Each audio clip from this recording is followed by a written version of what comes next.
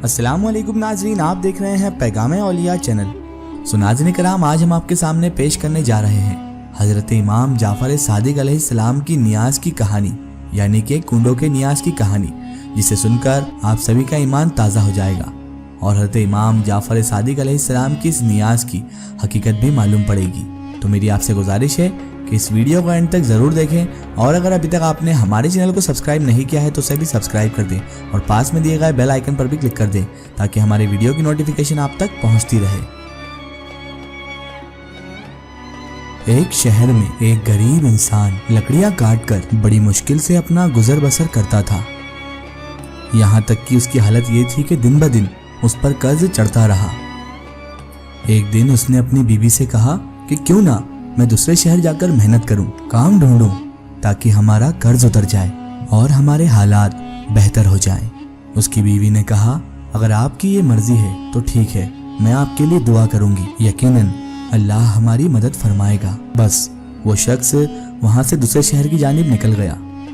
दूसरे शहर में उसने बहुत काम ढूंढा लेकिन उसको काम नहीं मिला, तो उसने वो ही लकड़ियां काट के गुजर बसर करना शुरू किया।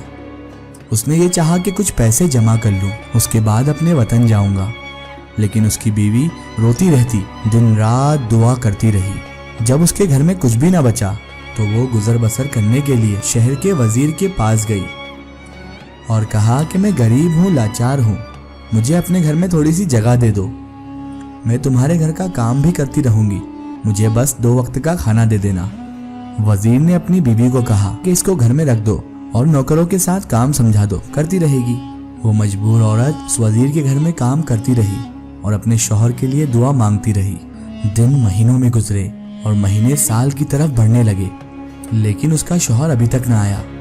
एक दिन वो औरत जब रोते रोते रात को सो गई तो रात को इमाम जाफ़र सादिक अलैहिस्सलाम ख्वाब में आए और वो औरत देख रही है कि इमाम जाफ़र सादिक फरमा रहे हैं कि ऐ लोगों, बताओ आज कौन सी तारीख है। इमाम के साथ जो इमाम के चाहने वाले थे उनमें से एक ने कहा, आज 22 रजब है। इमाम जाफ़र सादिक ने फरमाया, याद रखना, जो भी हमारा चाहने वाला इस दिन खुलूसे दिल से हमारी नजर दिलाए और अल्लाह से हमारे सदके कोई दुआ मांगे तो अल्लाह वो दुआ रद्द नहीं करता। बस ये सुनना था कि औरत की आंख खुल गई, वो नींद से जाग गई। फजर का वक्त था। उसने जब देखा तो वो रात 22 रजब की थी। वो सुबह उठ के इमाम जाफ़र सादिक अलैहिस्सलाम की नियाज की जुस्तजू में लग गई। नियाज किया, दुआ मांगी। ये अमल अभी चल ही रहा था। वो नियाज बांट ही रही थी कि वहाँ दूर जो बेवतन उसका शौहर था वो लकड़ियाँ काट रहा था। लकड़ियाँ काटते काटते एक मर्तबा कुल्हाड़ी जब उसने एक दरख्त पर मारी तो जैसे ही दरख्त गिरा तो उसकी जड़ों में एक खजाना छुपा हुआ था। वो खजाना देखकर खुश होने लगा और अल्लाह का शुक्र अदा करके वो खजाना लेकर अपने घर वापस लौट आया। अपनी बीवी को लेके एक शानदार महल बनाया और दोनों खुश रहने लगे। फिर बीवी ने अपने शौहर को बताया कि ये जो करम हुआ है ये इमाम जाफ़र सादिक अलैहिस्सलाम का सदका है। इमाम जाफ़र सादिक मेरे ख्वाब में आए थे और उन्होंने कहा था कि इस दिन तुम नियाज करके अल्लाह से हमारे सदके दुआ मांगो, तुम्हारे हालात बदल जाएंगे।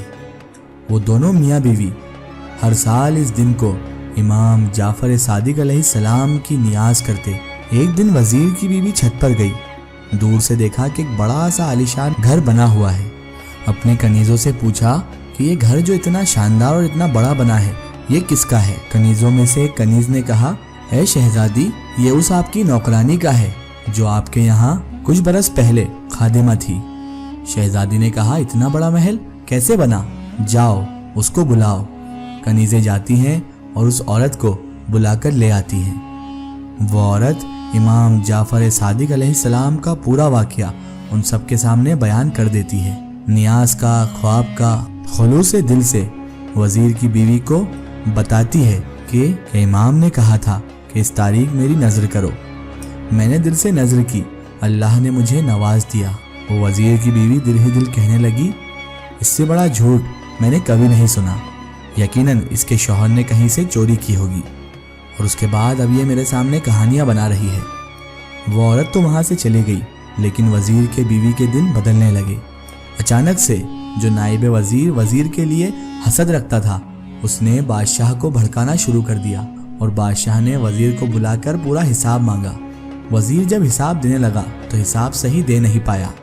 نائب وزیر نے کہا، اے بادشاہ سلامت، میں نے کہا تھا نا کہ یہ آپ کے پیٹھ پیچھے آپ کو نقصان پہنچاتا ہے۔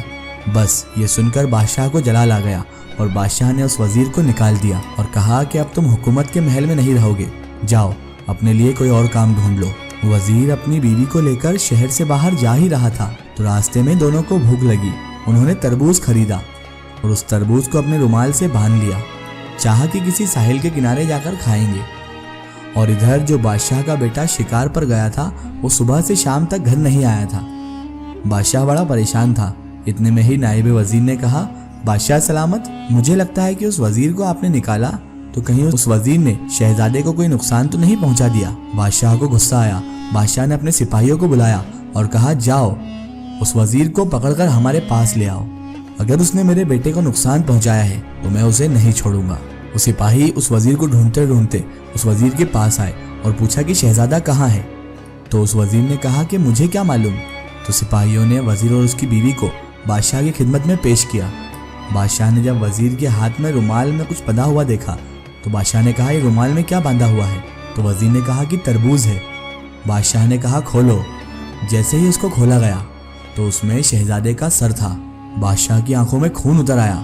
بادشاہ نے کہا، اس وزیر اور اس کی بیوی کو قید کرو، صبح ان دونوں کے سر کو تن سے جدا کر دیا جائے گا۔ وزیر روتا رہا کہ میں نے کچھ نہیں کرا، لیکن بادشاہ نے کچھ نہ سنا۔